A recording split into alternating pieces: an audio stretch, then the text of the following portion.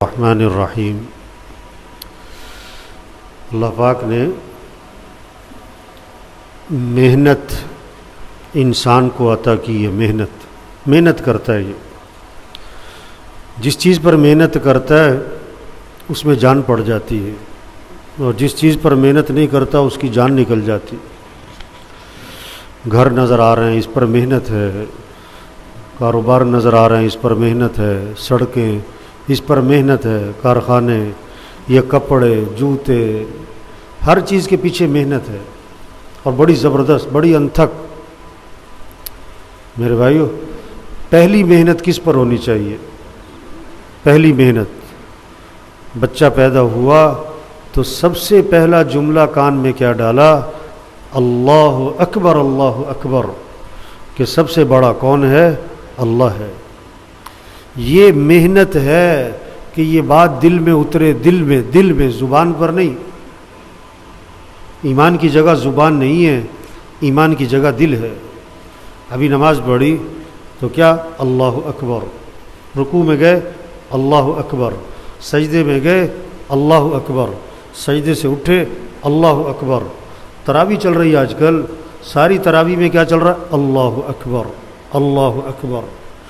یہ زبان کا بول نہ ہو، یہ دل کی کیفیت ہو، اس کے پیچھے حقیقت ہو۔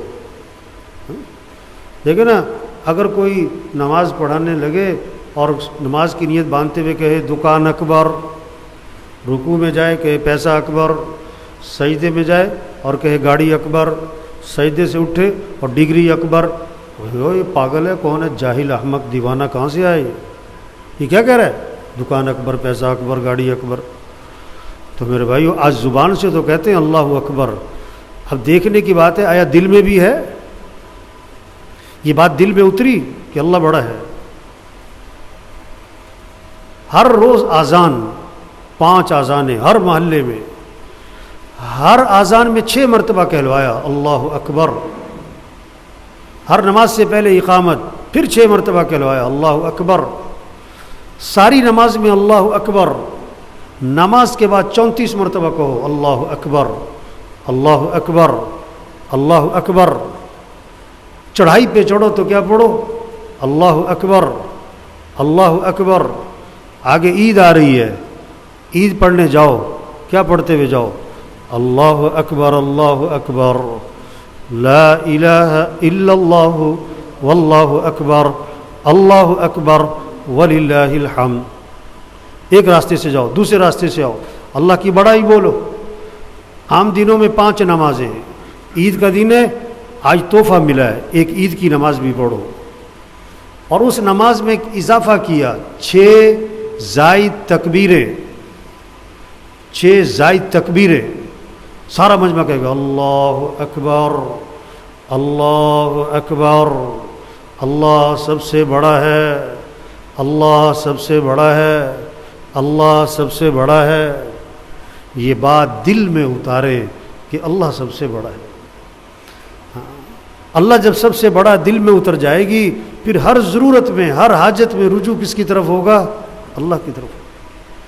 آپ صلی اللہ علیہ وسلم غار میں جا کے چھپے، مشرکین مکہ تلاش کرتے ہوئے پہنچ گئے، حضرت ابوبکر رضی اللہ عنہ گھبرائے، آپ نے فرمایا لا تحزن، گھبرا مت، ان اللہ معنا، اللہ ہمارے ساتھ ہے۔ رجوع اللہ کی طرف۔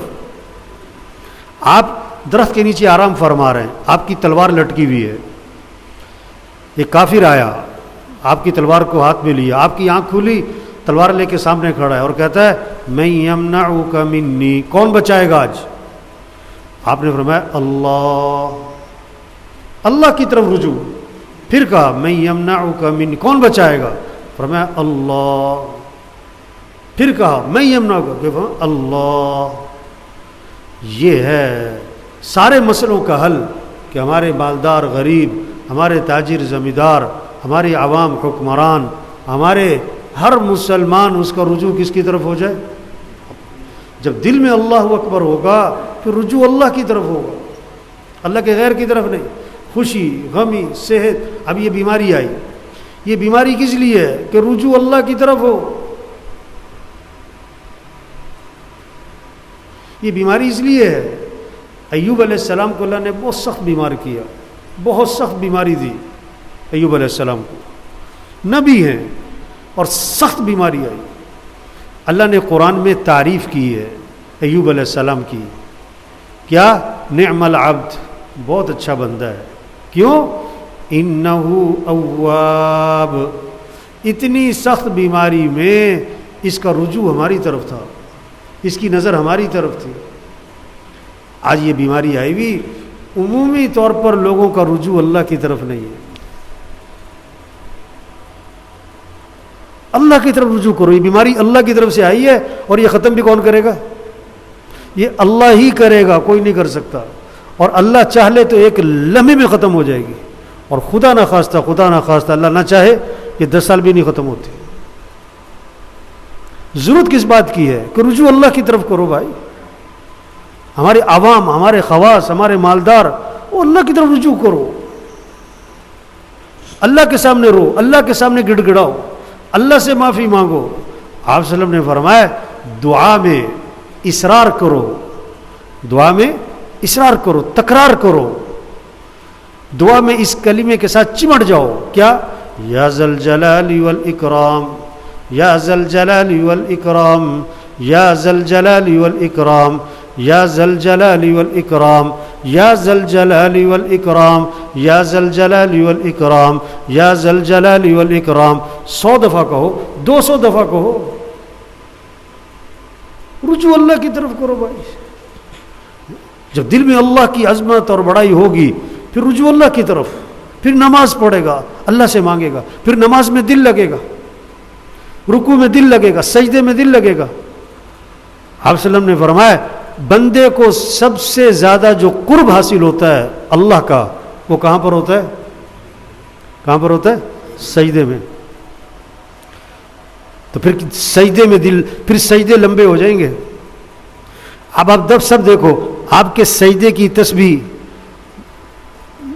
5 7 9 11 13 15 کہاں تک جاتی ہے؟ آپ کی تسبیح کبھی 11 تک جاتی ہے؟ 13 تک جاتی ہے؟ یہ ہے علامت کہ آپ کے دل میں اللہ کتنا ہے۔ آج تو عام طور پر تسبیح کہاں تک جاتی ہے؟ 3 سے 5۔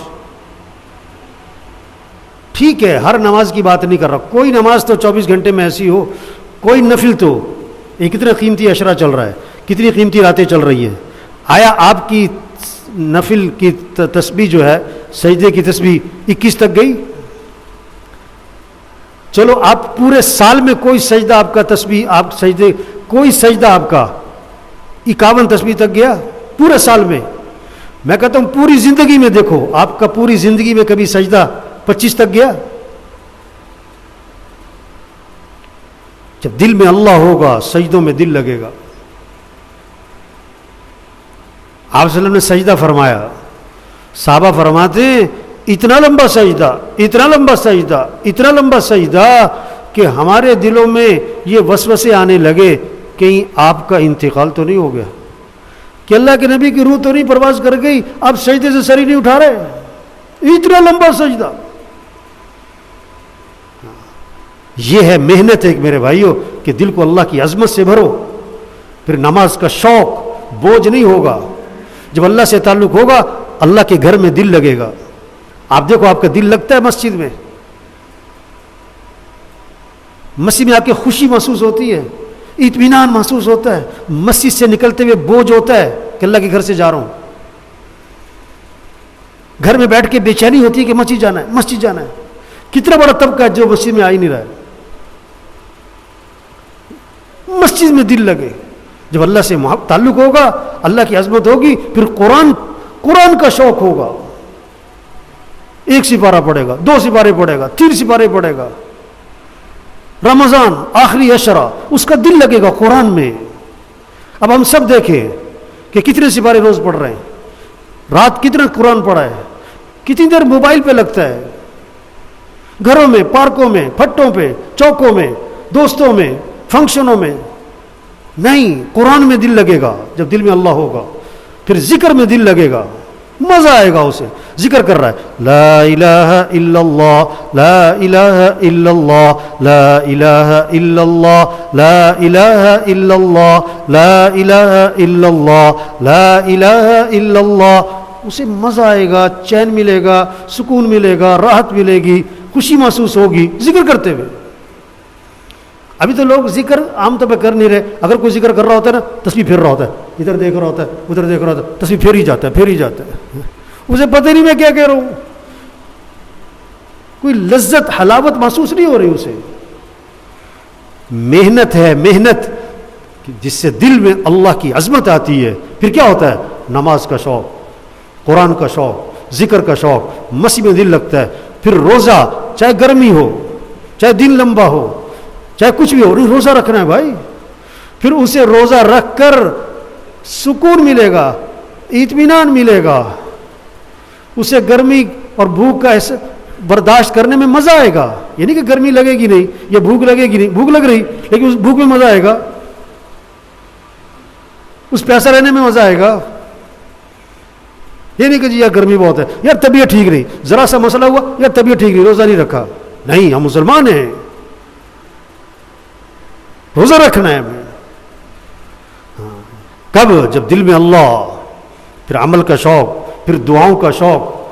جب اللہ سے تعلق بن جائے گا نا, پھر اللہ سے مانگے گا دعا. کتنی دیر مانگے گا؟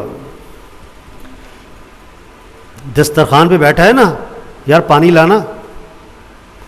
وضو کی جگہ بیٹھا ہے, یار پانی لانا. نہانے کی جگہ بیٹھا ہے, یار پانی دینا. ایک ہی جملہ ہے تینوں جگہ پر, لیکن فرق ہے. دسترخوان پہ بیٹھ کے کسی نے کہا نا پانی لانا, تو لانے والا کس میں لائے گا؟ بولو بھائی, گلاس میں. وضو کی جگہ بیٹھ کے کسی نے کہا پانی لانا, تو کہاں کس میں لائے گا؟ لوٹے میں. نہانے کی جگہ بیٹھ کے کہا پانی لانا, تو کہاں لائے گا؟ بالٹی میں. فرق پڑتا ہے, جملہ ایک ہی ہوتا ہے ماحول سے. دعا, آج ہمارے یہاں ماحول, دکان پہ جانا ہے 8 گھنٹے, دفتر جانا ہے 8 گھنٹے, مزدوری ملازمت 8 گھنٹے, جم میں جانا ہے گھنٹہ 1.5 گھنٹہ, کلب جانا ہے 2-3 گھنٹے, فنکشن میں جانا ہے 3-4 گھنٹے. اور دعا مانگنی کتنی ہے؟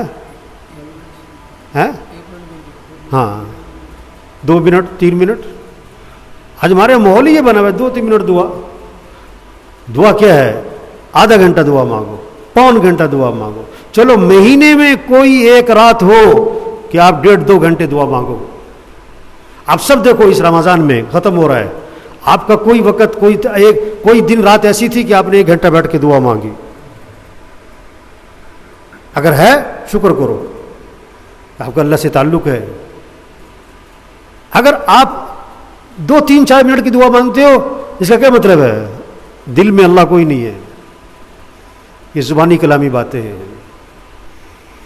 ہاں, ہم نے الحمدللہ ایسے لوگ دیکھیں 3-3 گھنٹے دعا مانگ رہے ہیں, رات بیٹھا ہے وہ 2.5-3 گھنٹے. میں نے دیکھا بندوں کو, ایسوں کو. ہمارے رائے میں ایسا ماحول ہے ماشاءاللہ. 3 گھنٹے بیٹھ کے مانگ رہا ہے, مانگ رہا ہے, مانگ رہا ہے, مانگ رہا ہے, مانگ رہا ہے, مانگ ہی جا رہا ہے. ایک آدمی کہنے لگا مولوی صاحب آپ کہتے ہو 2 گھنٹے دعا مانگو, میری دعا تو 5 منٹ میں ختم ہو جاتی ہے. ہمیں دعا کے آداب نہیں آتے. دعا یہ نہیں کہ اللہ یہ کر دے, اللہ یہ کر دے, اللہ یہ کر دے. دعا کیا ہے؟ اللہ کی تعریف کرو کہ اللہ تو ایسا ہے, تو ایسا ہے, تو ایسا ہے. قرآن میں کتنی آیات ہیں جس میں اللہ کی تعریف ہے. احادیث میں صحابہ سے منقول ہے کیسے اللہ کی تعریفیں کی ہیں.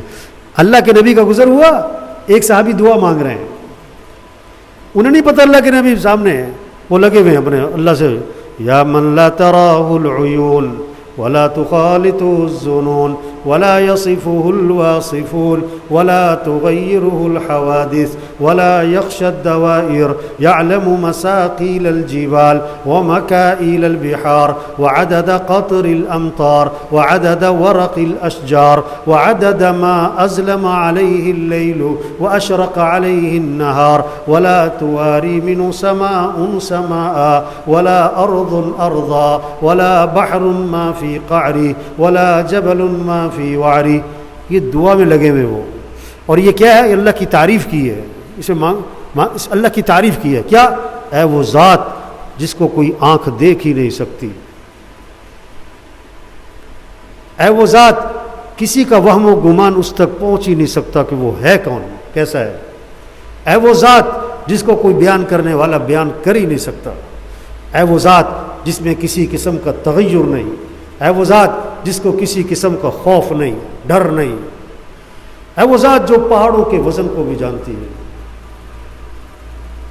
سمندر کے پانی کو بھی جانتی ہے، بارش کے قطروں کو بھی جانتی ہے.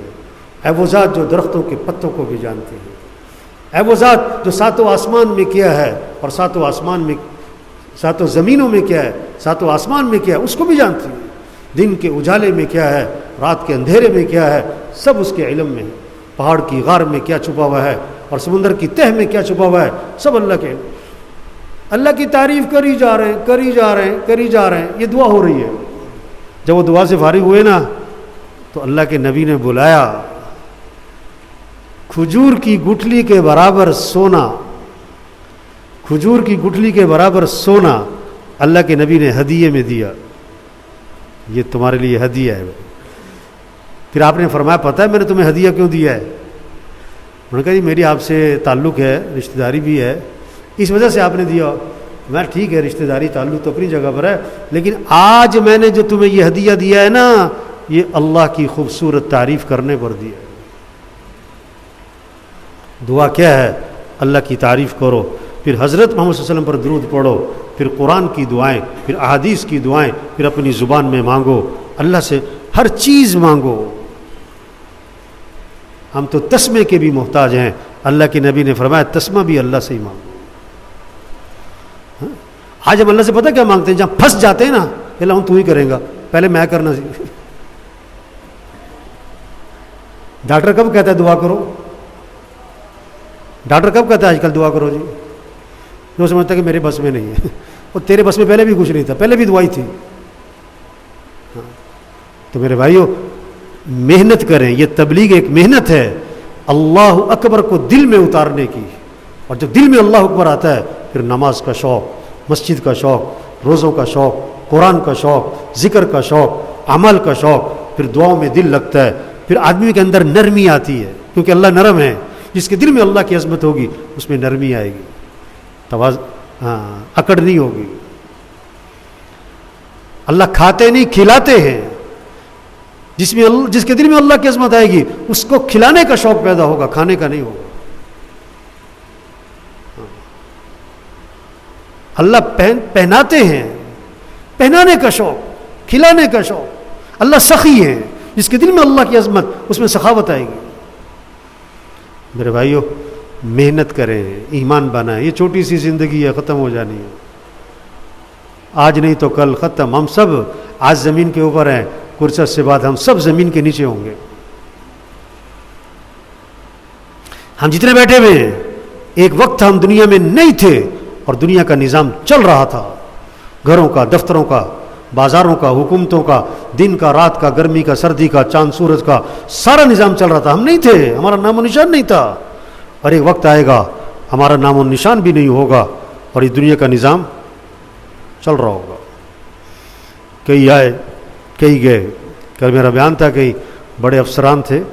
میں نے کہا آپ جس سیٹ پہ بیٹھے ہوئے ہو نا، اس سیٹ پر کئی آئے کئی گئے، کئی آئے کئی گئے، کئی آئے کئی. ارے نا آپ نے بھی کوئی نہیں.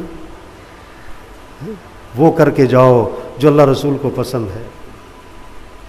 اپنی زندگی کو شریعت پر، سنت پر، اعمال پر لے کر آئیں. دنیا بھی مزے کی، آخرت بھی. ابھی چند دنوں پہلے کیا کہہ رہے تھے؟ رمضان آ رہا ہے، رمضان آ رہا ہے، رمضان آ رہا ہے. اور اب کیا کہہ رہے ہیں؟ رمضان جا رہا ہے. ختم. اللہ نے قرآن میں کیا فرمایا رمضان کے بارے میں؟ ایام معدودات، یہ چند گنتی کے دن ہیں. رمضان آنے میں سال لگتا ہے اور جانے میں چند دن لگتے ہیں. پتہ نہیں اگلا رمضان ملنا ہے نہیں ملنا ہے، پتہ نہیں کس کس کا آخری رمضان ہے. آخری راتیں ہیں، آخری شب قدر ملے گی. رمضان اگلے سال بھی آنا ہے، ہم ہوں گے کہ نہیں یہ کوئی پتہ نہیں. میرے بھائیو، زندگی بدلے، سوچ بدلے، شوق بدلے، جذبے بدلے. کیا مالدار بننے کا جذبہ ہے، افسر بننے کا جذبہ ہے، پیسہ کمانے کا جذبہ ہے. کہاں ہے؟ لاہور. کہاں ہے؟ کراچی گئے ہوئے. کہاں ہے؟ کینیڈا چلے گئے. کہاں ہے؟ امریکہ گئے ہوئے. کہاں ہے؟ جرمنی گئے ہوئے. کیا مصروف ہیں، میٹنگ ہو رہی ہے، ایک اور یونٹ لگا لیا ہے، ایک اور پلازا بنا لیا ہے، ایک اور فیکٹری لگا لی ہے، ایک اور برانچ کھول لی ہے.